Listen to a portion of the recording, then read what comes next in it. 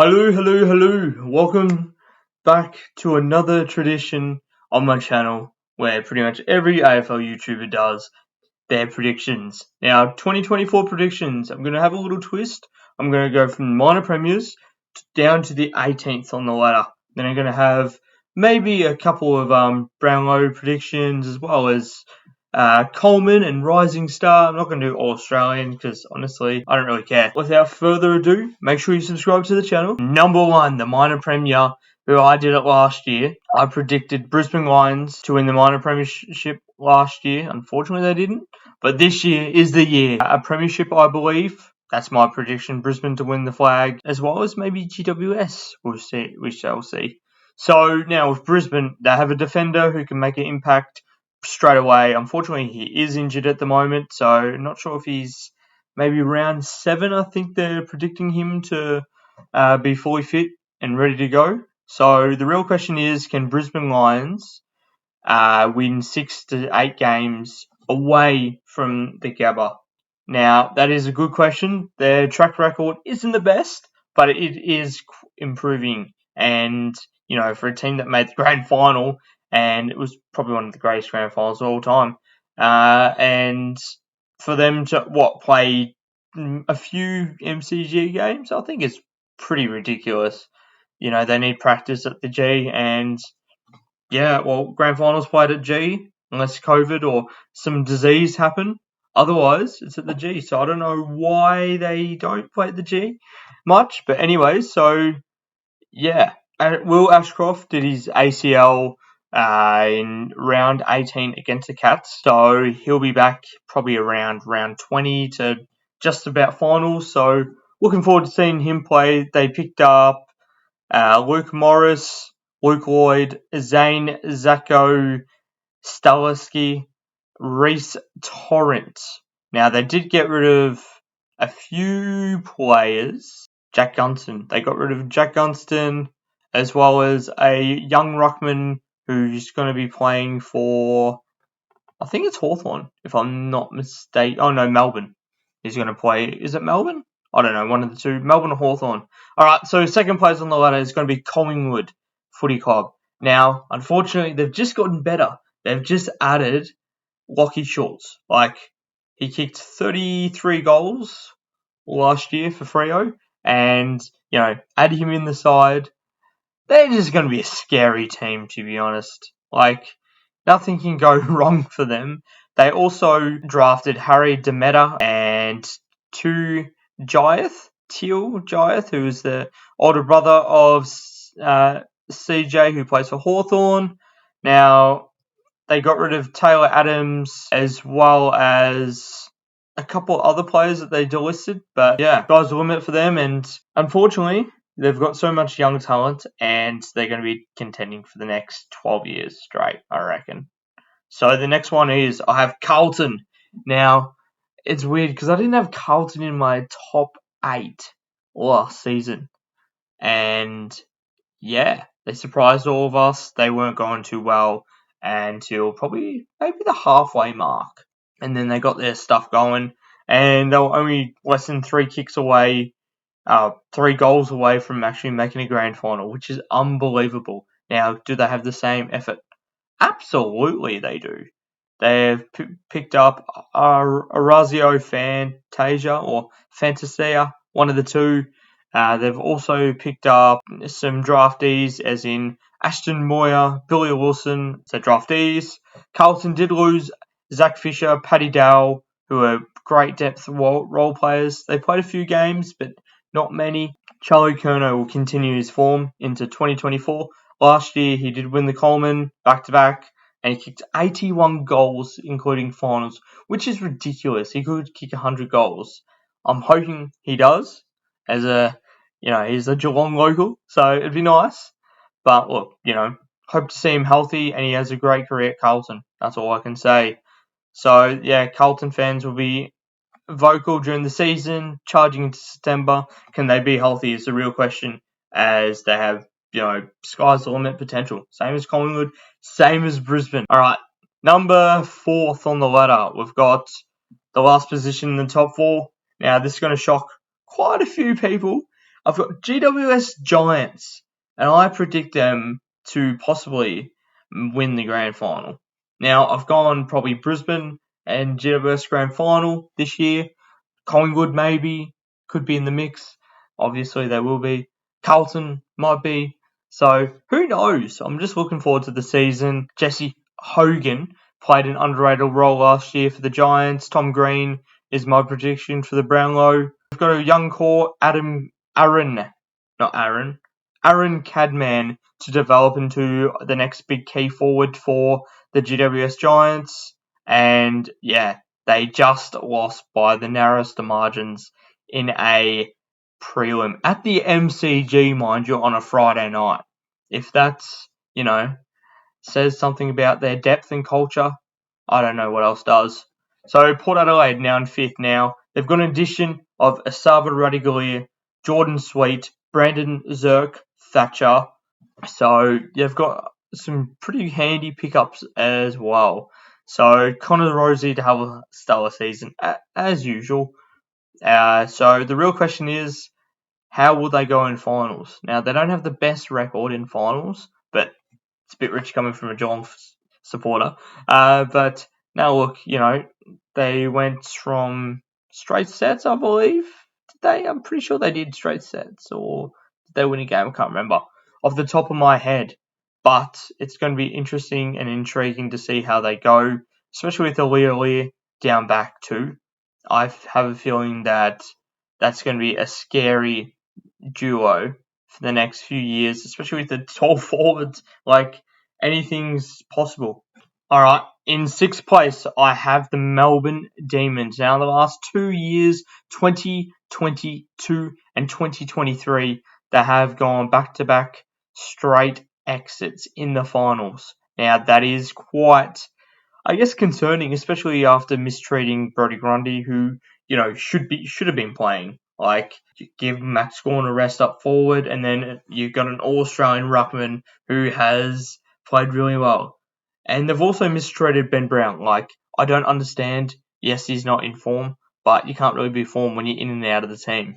So I don't understand what's going on with the Melbourne Footy Club now. Is their amazing journey coming to an end, or are they, just refreshing themselves? And they've got so much talent though. They've obviously got the 4 heart and soul Melbourne Footy Club players reaching probably late 20s to early 30s. And yeah, they've got a young core of players also going to be standing up.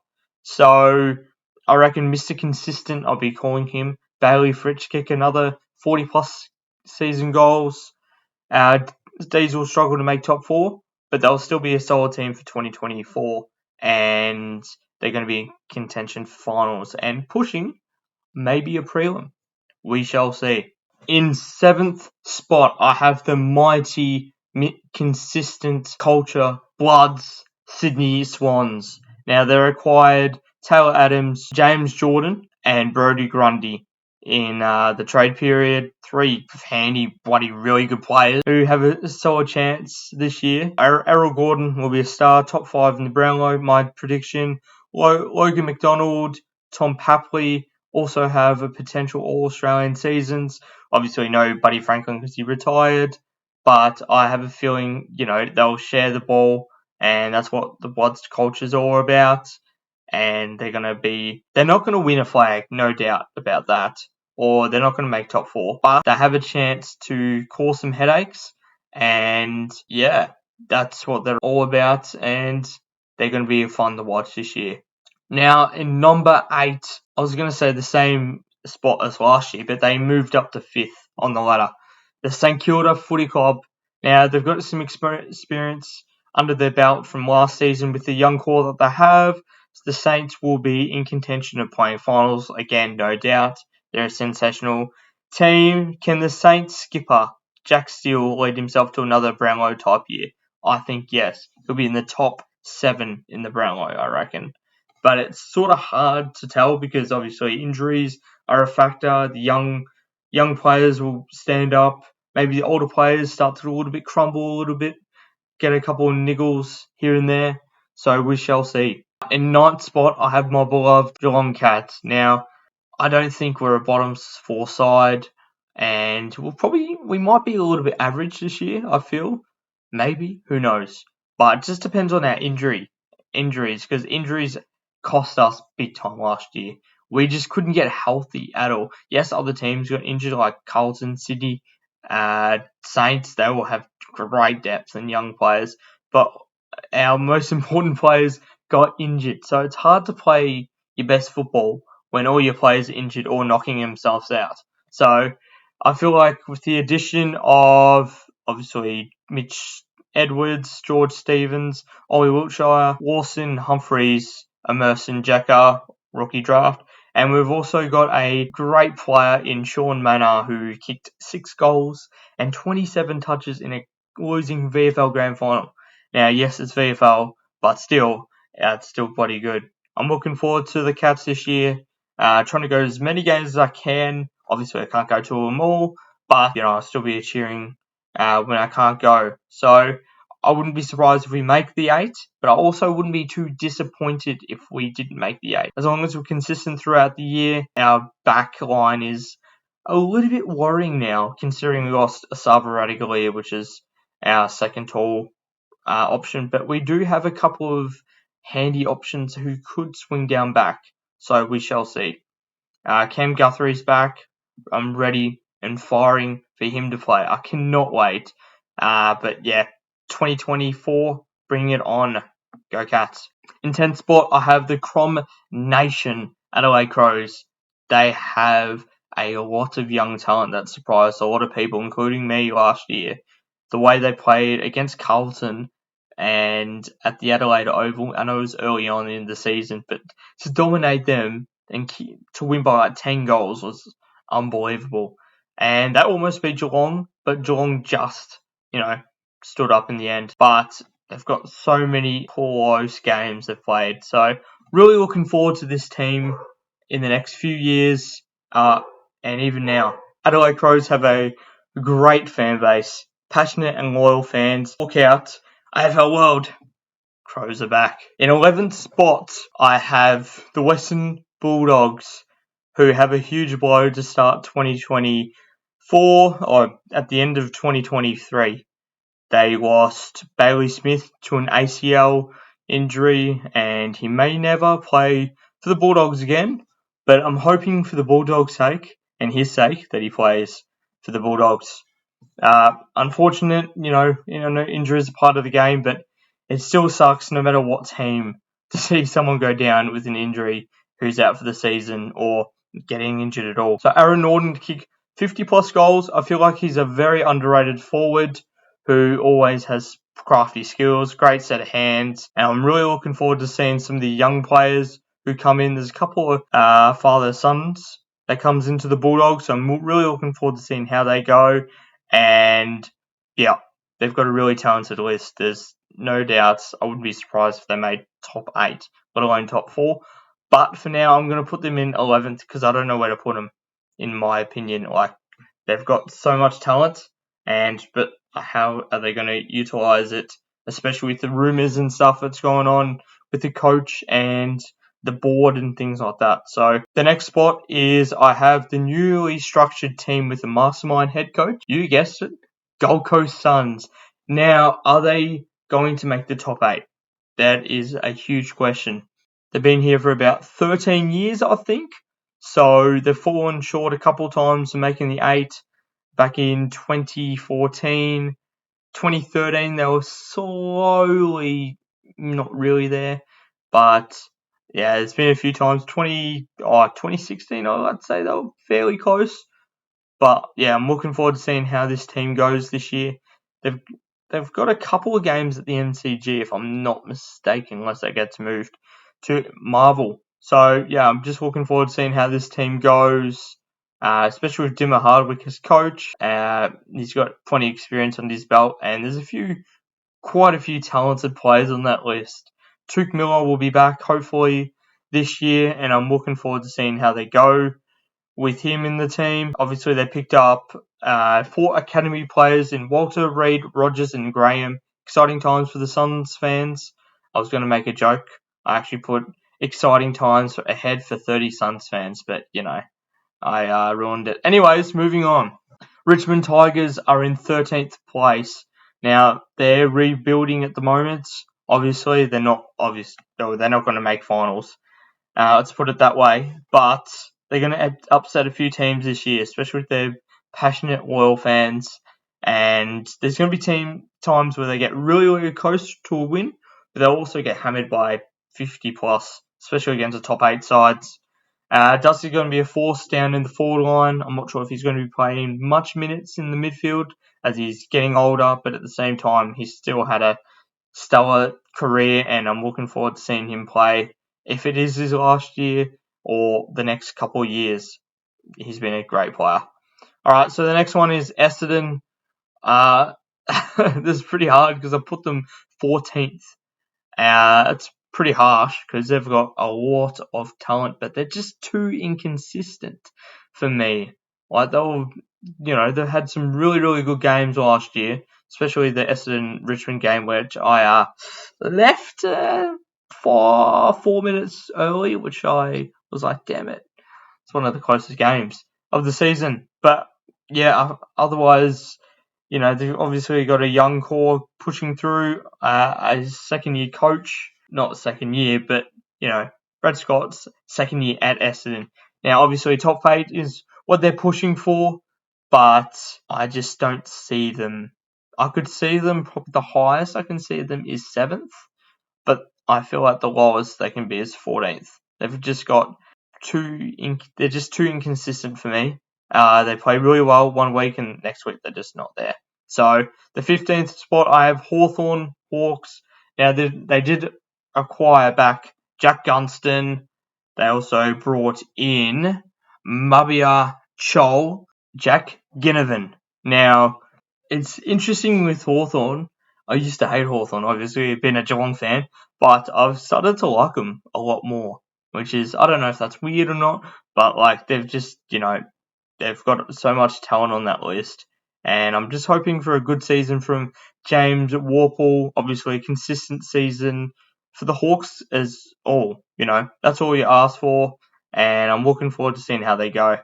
In 16th spot, I have the Fremantle Dockers. Now, this is very, very low, especially making finals only a couple of years ago, which is insane. I've put them so low. They've got so much talent on their list, or every team has a talent on their list, but I feel like when the game is on the line and it's a very, very close, I just have a feeling that Fremantle will just have a little bit too inexperienced team. Obviously, they have David Mundy retired. I think 2022 retired, which is insane. It's a year quick already, but they've got so much team chemistry going on at the moment. Obviously, Sonny Walters, but the only thing is how they're going to kick goals, because the Lachie Shields kicked 33 goals for them last year. You take 33 out, how many goals do they really kick? Exactly. So they did sweep Geelong at Optus and at Alphabet Stadium, GMHBA. So pretty shattering, but yeah, that's why I've put them here. I would not be surprised if they make finals though. In second last spot, no surprise here, West Coast Eagles. Now they have Harley Reid, who could be one of the best rookies of all time, really, when you think about it. Like how much competition he has, not much at West Coast at all, so he'll get the ball a lot. But it will get extra attention from Tigers, potentially, I reckon. A couple of games in front of North Melbourne, but there's not much to really gain from this season unless they get rid of some of their old core players who are injury free. So with West Coast old core, I wouldn't say old, but like veteran core who are always injured, are they going to get delisted or traded at the end of 2024 season? Now, we're not sure, but it's going to be interesting to see how they go, and I'm hoping that the older players have potential to pick up where they left off once they weren't actually injured, because they were on form in 2021. Alright, so in the lucky last position, I have North Melbourne Kangaroos. No surprise, even with the wizard and the greatest coach of all time, almost, in Clarko. North will be competitive in a few games, but they'll also lose by like 50, 60, 70, 80, 90, 100 plus points. So it's pretty easy it's pretty easy to put them here. Obviously, it's not a quick fix rebuild. It's going to take time, and North fans, be patient. They've picked up some really handy players in Dersma, and yeah, I'm just looking forward to seeing how they go. Now, my prediction for the Brownlow is Tom Green. He's a talented player from GWS, and my Coleman is Nick Larkey. Yes, I know it's a weak side, North Melbourne, but I just have a feeling that they will be competitive in a few games and just give him the ball. So, obviously, I have a feeling that Harley Reid will win the Rising Star, but I am going to go with Jed Walter for my prediction. Something about Gold Coast this year is pretty special. Thank you so much for watching my prediction video for 2024. Now, remember, these are my opinions. Now, please comment below your opinions, your top 8 ladder, your top, your top 18 ladder. And I want to see where Geelong is on the ladder, and I will get 99% of them wrong, 99.9% of them wrong. But yeah, hope you enjoyed these predictions. Please subscribe to the channel. Until next time, peace.